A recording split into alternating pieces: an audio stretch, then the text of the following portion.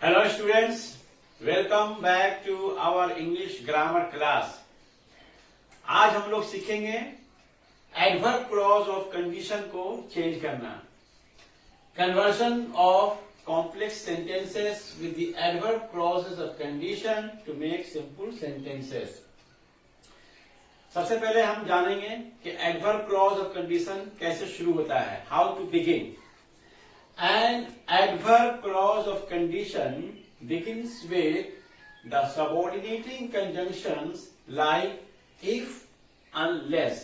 मतलब एक adverb clause of condition वो शुरू होता है if या unless conjunction से.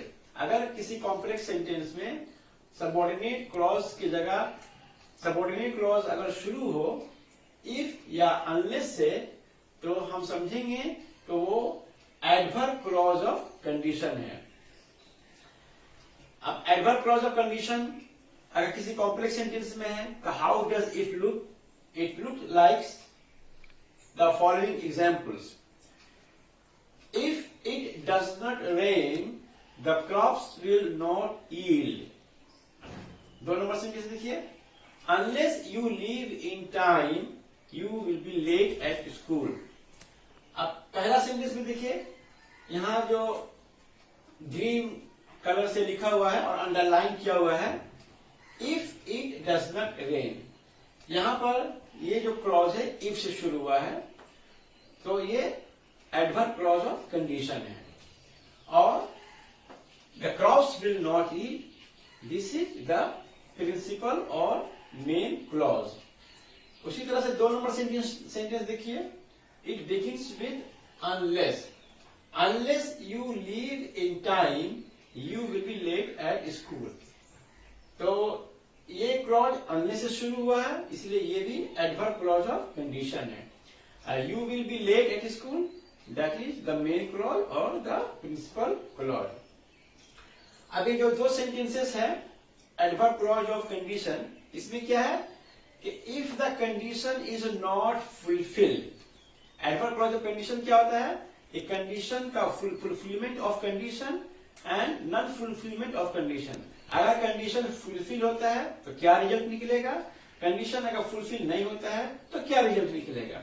जैसे 1 नंबर सेंटेंस में देखिए, if it does not rain. अगर बारिश नहीं होती है, if it does not rain मतलब if the condition is not fulfil. Condition क्या है? Fall of rain. If the condition is not fulfil, what will happen? The crops will not yield. तो फसलें नहीं होंगी. उसी तरह से 2 नंबर सेंटेंस देखिए, unless you leave in time. यहां पर कंडीशन क्या है? फुलफिलमेंट ऑफ कंडीशन क्या है कि अर्ली डिपार्चर या अर्ली लिविंग. अगर आप टाइम पर लीव नहीं कीजिएगा you will be late at school. तो if this condition is not fulfil, what will be the result? You will be late at school. तो एडवर्ब क्लॉज ऑफ कंडीशन में क्या होता है? कंडीशन को फुलफिल करने पर एक रिजल्ट कुछ और हो सकता है, कंडीशन को फुलफिलमेंट नहीं करने पर कुछ और रिजल्ट हो सकता है. वन थिंग मोर, अगर कंडीशनल क्लॉज अनलेस से शुरू होता है तो it will be always affirmative. Unless itself has a negative sense, it carries a negative meaning. Unless के अंदर खुद एक नेगेटिव मीनिंग है, इसलिए अनलेस से जो क्लॉज शुरू होता है वो हमेशा अफर्मेटिव होता है, उसमें फिर नॉट हम नहीं लिखते हैं. Unless you leave in time का मतलब क्या हुआ? If you do not leave in time. तो अनलेस का माने हुआ if not. Remember, unless means if not. तो unless you leave in time का मतलब हुआ if you do not leave in time. Always remember it. Always से जो क्लॉज शुरू होता है that is always in affirmative. अब जो है हम एडवर्ब क्लॉज ऑफ कंडीशन को कैसे चेंज करेंगे. एडवर्ब क्लॉज ऑफ कंडीशन थोड़ा सा मीनिंग के हिसाब से चेंज होता है. ये अलग अलग टाइप का सेंटेंस को हम लोग अलग अलग ढंग से चेंज करते हैं. हमको सबसे पहले we have to grasp the meaning of the sentence. कोई भी सेंटेंस दिया जाएगा उसके मीनिंग को ठीक से ग्रैस्प करना है and accordingly we have to change the conditional clause. आमतौर पर यूजुअली जो कंडीशनल क्लॉज है या एडवर्ब क्लॉज ऑफ कंडीशन है, that are changed by the use of these words और फ्रेजेस। आमतौर पर ये सब जो वर्ड्स या फ्रेजेस दिया हुआ है उसी से हम लोग चेंज करते हैं। Words and phrases such as with, without, only, in case of, in the event of, ये ऐसे वर्ड्स एंड फ्रेजेस है जो इसी के जरिए से हम लोग एडवर्ब क्लॉज ऑफ कंडीशन को चेंज करते हैं।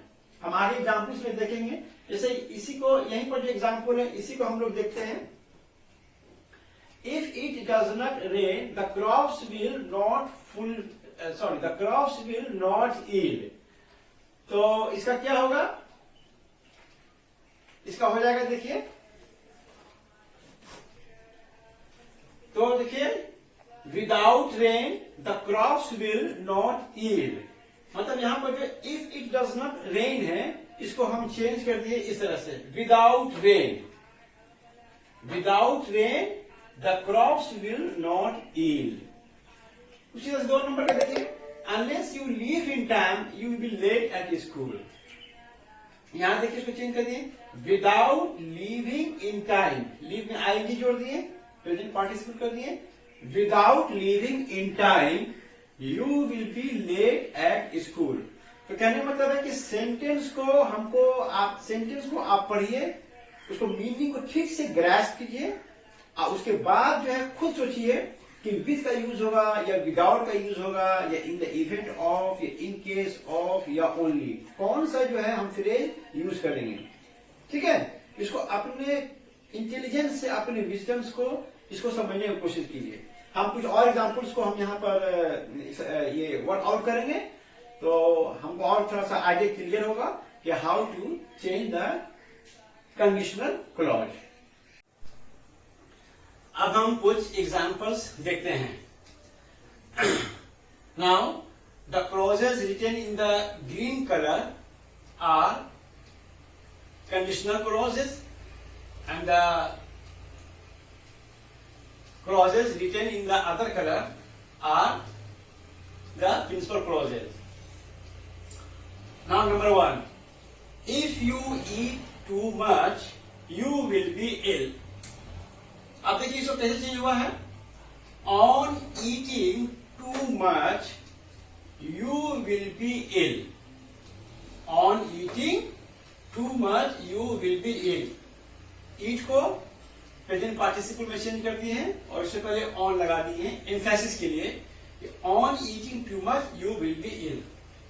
और अल्टरनेटिव तरीका क्या है, too much eating will make you ill. अब इसको प्रिंसिपल क्लॉज को थोड़ा सा हम चेंज कर दिए, थोड़ा सा हो गया, too much eating will make you इल।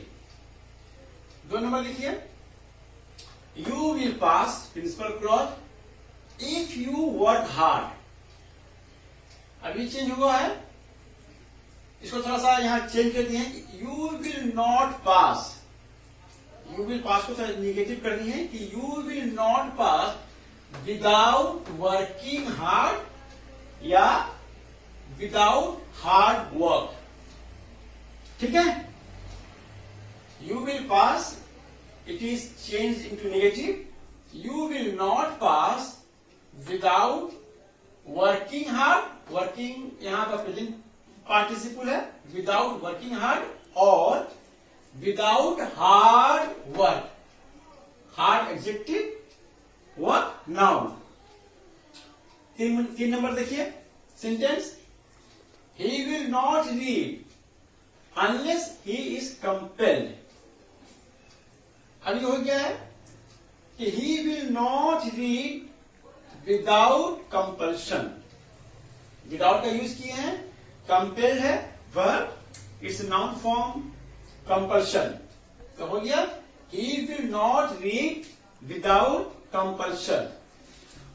दूसरा तरीका से क्या है कि he will not read को जो नेगेटिव है उसको अफर्मेटिव कर दिए हैं, तो हो गया कि he will read under compulsion, he will read under compulsion। यहां पर ओनली हम लिख सकते हैं he will read only under compulsion। एंथेसिस के लिए। 4 नंबर देखिए, if it rains we shall be at home. If it rains we shall be at home. यहां पर फ्रेज यूज किया गया है in case of. In case of rain we shall be at home. In case of rain we shall be at home. 5 number देखिए sentence, you will be allowed to sit here if you are a member. अब यहां पर देखिए sentence का थोड़ा सा sense को समझने की कोशिश कीजिए तो हो जाएगा, only members are allowed to sit here. Just derive the sense of the sentence and use the word only। तो हो गया only members are allowed to sit here। तो इस तरह से हमने 5 एग्जाम्पल्स देखा। कुछ और एग्जाम्पल्स हम देखते हैं ताकि example number 6, if you do not hurry you will miss the train. देखिए कैसे चेंज हुआ है, इसको क्या है, hurry to avoid missing the train. ये थोड़ा आपने विजडम को थोड़ा यूज कीजिए कि how to change. Hurry to avoid missing the train और hurry so as not to miss the train. So as not to miss the train. Sentence 7 या example number 7, if the president dies the vice president succeeds him। अब यहां पर देखिए phrase use हुआ है इन the event of. In the event of, या हम लोग लिख सकते हैं इन द केस ऑफ, उसको भी हम लिख सकते हैं इन द केस ऑफ या in the event of. In the event of the president's death, dies का नाउन कर दिए death. I always tell you to remember different forms of a verb, otherwise you will face the music. In the event of the president's death the vice president succeeds him. तो यहां पर हमने use किया in the event of. Example number 8 देखिए, if you give me permission I will go away. अब यहां पर देखिए इसको चेंज किया गया है विथ से, with your permission I will go away. With का इस्तेमाल किया गया है, विथ और विदाउट हम लोग दोनों से चेंज करते हैं। तो with your permission I will go away. Example number 9, there is no admission if there is no permission। इसका हो गया there is no admission without permission। without का यूज हो गया, there is no admission without permission। Example number 10 देखिए, you can't see unless you wear glasses। you can't see unless you wear glasses। देखिए उसका भी हो गया, you can't see without glasses. तो इस तरह से हमने देखा किस तरह से without, with, in the event of को यूज करके हमने कंडीशनल क्लॉज को चेंज किया है। A few examples more to follow. Example number 11, I will forgive you on condition that you do not repeat the options. इसका देखिए change हुआ है, I will forgive you in the case of not repeating the offences.